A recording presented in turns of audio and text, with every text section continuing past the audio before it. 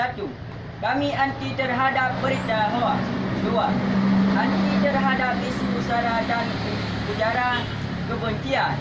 3. Kami mendukung tugas Polri dalam melakukan penindakan terhadap pelaku hoak.